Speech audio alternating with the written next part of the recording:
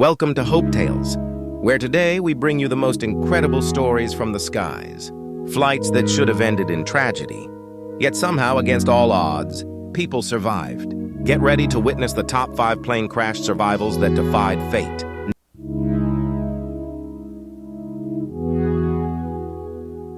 This flight began in silence. Not the calm kind, but the heavy silence that follows uncertainty. The aircraft was old but reliable, assigned to a long route over remote land where towns were rare and help was distant. Passengers settled in with the quiet patience of people prepared for hours in the air. Nothing felt urgent. Nothing felt dangerous, until something human happened. A small decision, a missed cue, a moment where routine replaced attention. It wasn't mechanical failure that doomed this flight. It wasn't weather. It wasn't sabotage. It was the kind of error aviation tries hardest to eliminate, the one that comes from familiarity, from doing the same thing too many times without expecting it to go wrong. At cruising altitude, fuel calculations didn't align. The numbers still looked acceptable, but margins were thinner than realized. A minor routing change added distance. Headwinds increased consumption. One correction covered another, until the aircraft was flying farther than it should with less fuel than it needed. By the time the truth became undeniable, the nearest airport was unreachable. Inside the cockpit, there was no panic, only calculation, the kind that strips emotion away and leaves nothing but options and the lack of them. Engines were throttled back to conserve fuel. Altitude was adjusted. Every possible efficiency was used. But the numbers kept moving in the wrong direction. Eventually, the first engine flamed out. The sound was unmistakable, a sudden absence where power had been. The aircraft continued on one engine, but everyone knew what came next. The second engine failed minutes later, leaving the plane gliding, silent, heavy, and completely dependent on physics. There was no longer a destination, only a direction. Below them stretched vast emptiness. No lights, no runways, no roads, just land. The pilots searched for anything that could break the fall, a flat area, a clearing, a shape in the darkness that wasn't hostile. They found one at the last moment. A shallow valley, uneven but survivable. Not safe, just survivable. The aircraft descended with no power, no go-around, no second attempt. The landing was rough beyond description. The nose struck first. The fuselage split.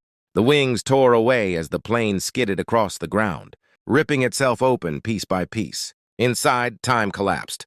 When the motion stopped, the aircraft was no longer whole. It was fragments scattered across the earth. Darkness returned, then sound, then pain, and then movement. People were alive. Not everyone, but enough. Fire did not come. The empty fuel tanks, once a danger, now became protection. The crash site was silent, except for wind and voices calling into the dark, searching for others who answered back. There was no immediate rescue, no signal strong enough to summon help quickly. Survivors gathered what they could from the wreckage. Flashlights, clothing, anything useful. They treated injuries as best they could, sheltering together against cold and fear. Hours turned into a day into 2. Hope thinned, but it did not disappear. On the third day, a search aircraft passed overhead, drawn by debris patterns spotted from the sky. It circled once, then again, and then it dipped its wings. That signal meant everything. Rescue teams arrived to a scene they didn't expect. Survivors standing among wreckage, waving, not defeated, not silent.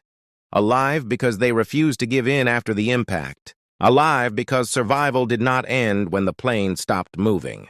Investigators later confirmed what went wrong. Fuel planning errors, small misjudgments that stacked together until recovery was impossible.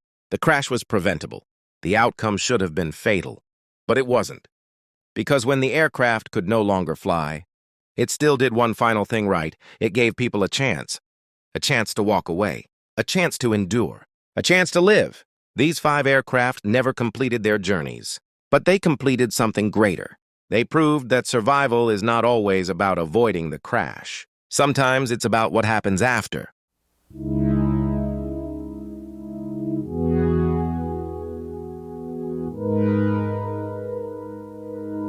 This flight was never supposed to crash.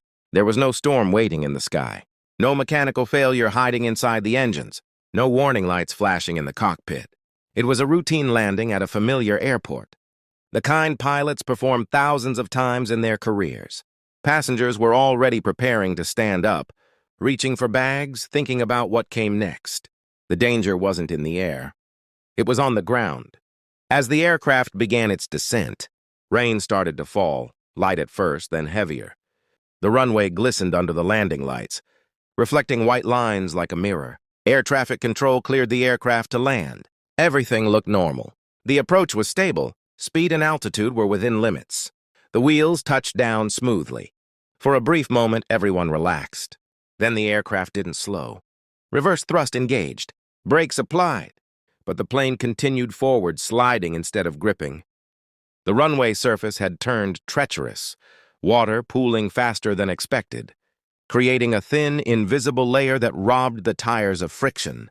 Hydroplaning had taken control. Inside the cockpit, seconds felt like eternity. Speed readings dropped, but not fast enough. The end of the runway rushed closer, lights blurring into a single line. There was no room left to abort, no time to regain control. The aircraft crossed the runway threshold, still moving far too fast. Beyond it lay open ground, uneven terrain, and a steep drop. The plane burst through the runway barriers and plunged forward. The landing gear collapsed instantly, tearing away under the force. The fuselage slammed into earth, bouncing once, then again, breaking apart as it slid. Dirt, debris, and broken metal filled the air. From inside, it felt like the ground had risen up to swallow them. Yet once again, something went differently than expected. Instead of cartwheeling or igniting, the aircraft stayed upright. The wings tore open, absorbing energy like crumple zones. Fuel leaked, but did not ignite. Fire crews, already positioned for the rain-soaked landing, responded within seconds, surrounding the wreckage before flames could start. The cabin was chaos. Seats bent. Panels fell. Passengers were thrown forward, then sideways. But the structure around them held long enough to matter. Emergency exits were opened. Slides deployed. People escaped through rain and smoke into safety. Outside, the scene looked catastrophic. The aircraft lay broken beyond the runway, nose crushed, tail bent, wings shredded. It looked unsurvivable. But survivors kept emerging, one after another. Injured, covered in mud, shaking, alive. Rescuers moved quickly, pulling people away from the wreckage, treating wounds, counting heads again and again, unable to believe the numbers they were seeing. The impact had been violent enough to destroy the plane, yet survivable enough to spare most lives. Later analysis revealed how narrow the margin had been. The plane's speed was only slightly above safe limits. The touchdown angle had been perfect, flat enough to prevent digging in, strong enough to keep the fuselage from collapsing. The runway overrun area, designed to slow aircraft in exactly this situation, had done its job. And the rain, so often the villain, had helped in one unexpected way. It cooled hot components immediately, reducing the risk of fire. The absence of flames changed everything. This crash would become a case study in modern aviation safety. Not because it was dramatic, but because it proved how design, training, and preparation could turn a failure into survival. The aircraft was written off completely. It would never carry passengers again. But its final moments saved them. People walked away from something that should have trapped them. They went home with bruises instead of funerals. The runway was repaired. Flights resumed. Most travelers never realized what had happened there, or how close it came to disaster. But for those on board, that stretch of concrete would forever mark the place where everything almost ended and didn't. One last story remained. Another aircraft, another crash, and perhaps the most unlikely survival of all. It was a clear morning when Flight 214 lifted off, a short domestic flight over mountainous terrain. Everything about it was routine. A small regional jet, 70 passengers, and a route pilots flew daily. The forecast showed calm skies. No one paid attention to the wind data that quietly changed while they taxied for takeoff. It was only a few numbers, barely enough to notice. But those numbers would decide everything. As the plane climbed, the view outside grew breathtaking. Snow-covered ridges cut across the horizon. Passengers leaned toward the windows, unaware that beneath those white peaks lay thousands of meters of rock, waiting in silence. The aircraft turned toward its cruising heading, following the flight path programmed into the computer. In the cockpit, everything looked normal, except for one reading. The autopilot altitude mode wasn't locking correctly. The captain adjusted it manually.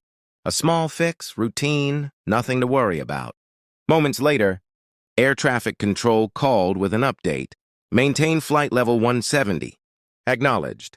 But as the plane entered thin mountain air, downdrafts began pulling at it, fast, invisible and merciless. Air density thinned, lift weakened, and the jet lost altitude faster than the crew could compensate. By the time they realized it, they were hundreds of feet lower than intended, skimming dangerously close to terrain. On radar, the mountains looked distant. In reality, they were already beneath the wings. Then the first alarm went off. "Terrain, pull up! Terrain!" The cockpit filled with the mechanical voice of the ground proximity warning system.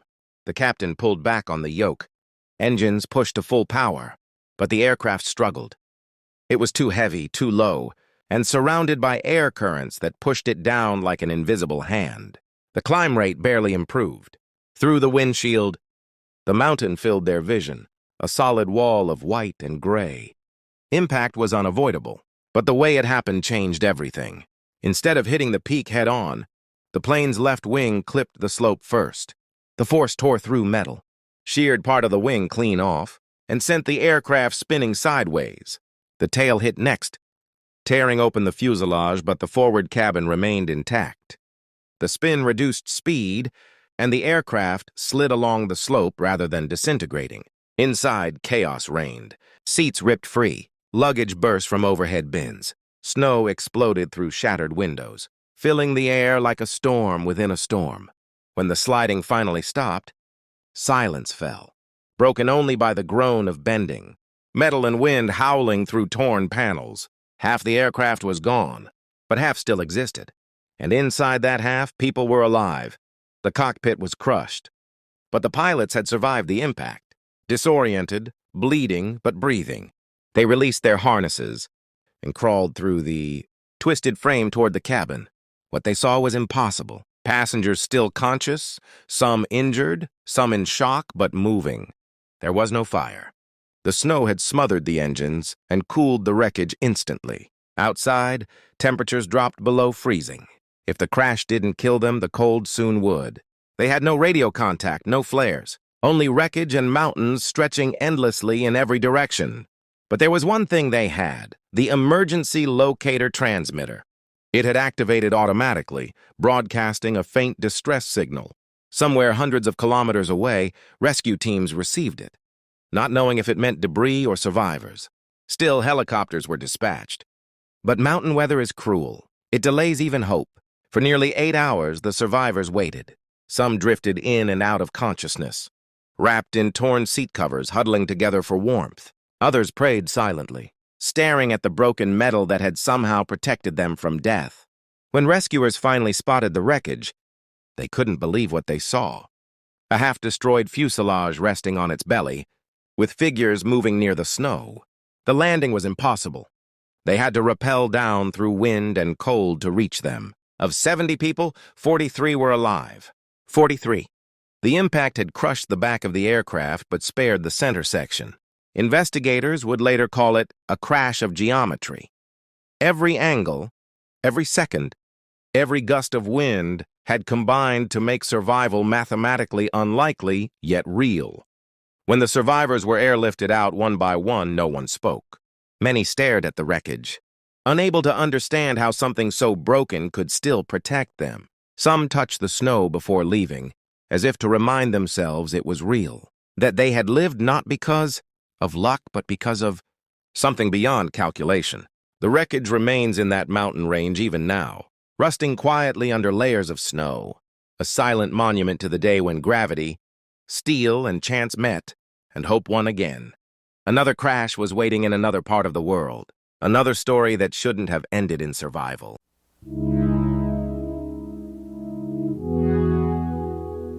The second aircraft never made it to land.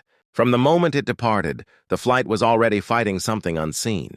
Weather systems had shifted faster than forecasts predicted, and the sky ahead was no longer empty. It was layered, unstable, and heavy. From a distance, the clouds looked harmless. Up close, they were a wall. As the plane entered the storm, turbulence struck immediately. Not the gentle shaking passengers expect, but sudden drops that stole breath and balance. The wings flexed violently. Rain slammed into the fuselage with such force that it sounded solid. Lightning flashed so close it lit the cabin white, again and again, like a warning no one could escape. Then, without drama, one engine failed. Not with an explosion, not with fire, just silence where power had been. The aircraft compensated automatically, adjusting thrust and angle, but the storm made every correction harder. Ice formed faster than systems could clear it. Airspeed readings became unreliable. The sky stopped giving answers. The second engine didn't fail completely, but it weakened, just enough to matter. Fuel consumption rose. Altitude dropped. Options disappeared. Over open water, there are no emergency runways. No fields, no roads, only distance and depth. The aircraft was now a heavy object, losing its ability to stay airborne, and everyone on board could feel it. The descent wasn't violent. It was steady, relentless. Cabin lights flickered. The ocean below was dark, endless, and moving. When the decision came, it wasn't spoken. It didn't need to be. The aircraft would not reach land. The only remaining choice was how it would meet the water. Ditching an aircraft is one of the most dangerous maneuvers in aviation. Water looks soft from above, but at speed it behaves like concrete. One wrong angle, one uneven wing, and the plane would tear apart instantly. The pilots aligned the aircraft with the waves, fighting wind shear and failing systems, holding the nose just above the horizon.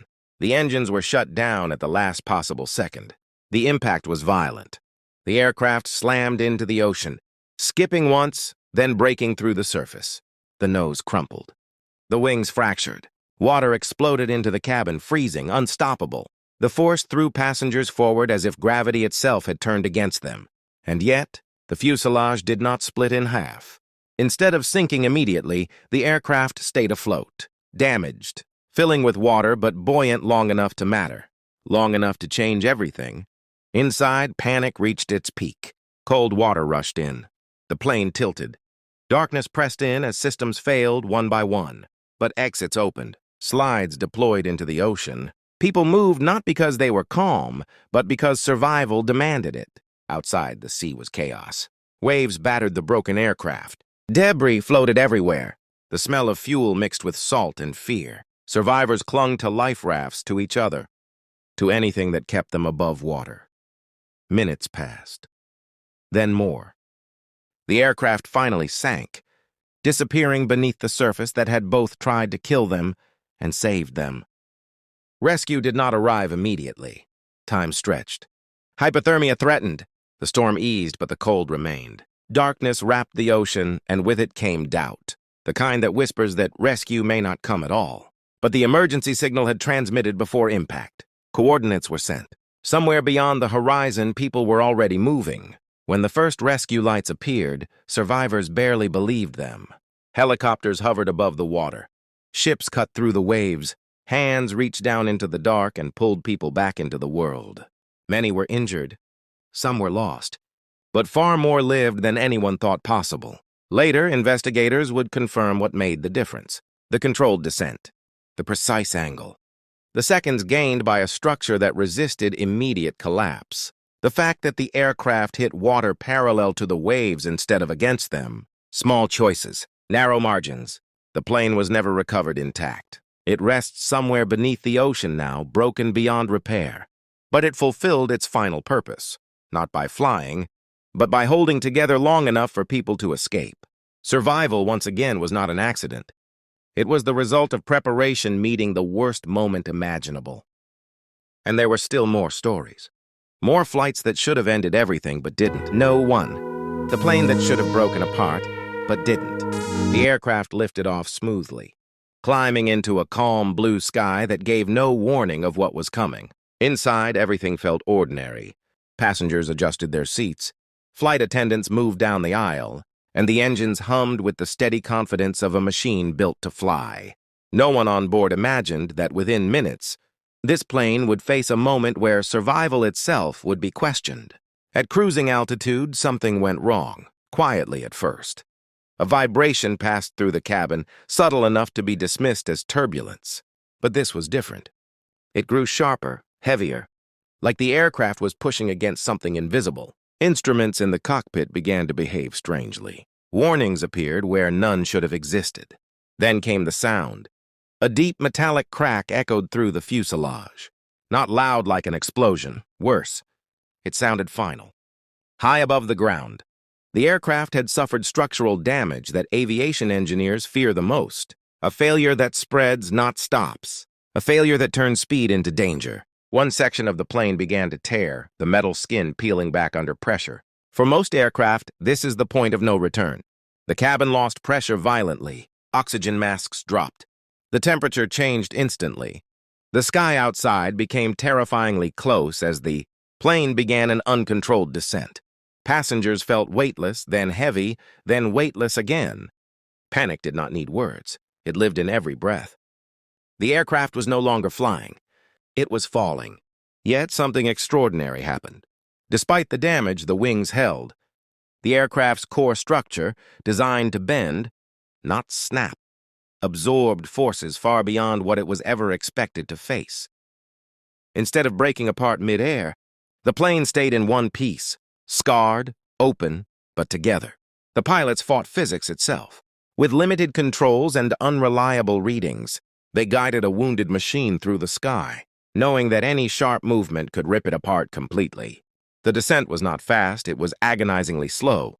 Slow enough for fear to stretch into minutes. Slow enough for hope to flicker, then almost disappear. Below them lay open terrain. Not a runway, not a prepared surface, just land. The decision was made instantly, without drama. There would be no second chance. As the aircraft struck the ground, the impact was brutal. The landing gear collapsed. The fuselage slammed down and slid forward, tearing through earth and debris. Inside, everything turned violent. Seats ripped loose.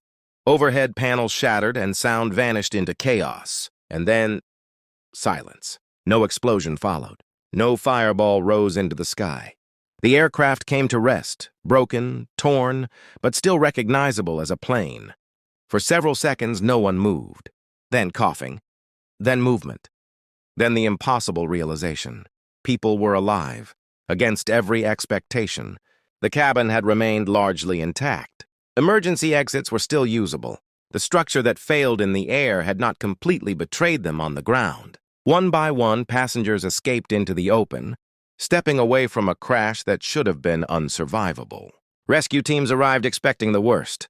What they found stunned them. Survivors, injured, shaken, but breathing. Investigators would later study the wreckage for years. They would point to design choices, reinforced sections, and split-second decisions that changed the outcome. But no report could fully explain what those on board felt in that moment. The quiet realization that they had lived when everything said they shouldn't have. This aircraft did not survive because it was lucky. It survived because it was built to fail slowly, not suddenly. Because human judgment held steady under impossible pressure. Because hope, fragile as it is, was stronger than fear. The plane never flew again, but the people did. And this was only the first story. Next comes another flight, another crash, and another moment where survival defied logic.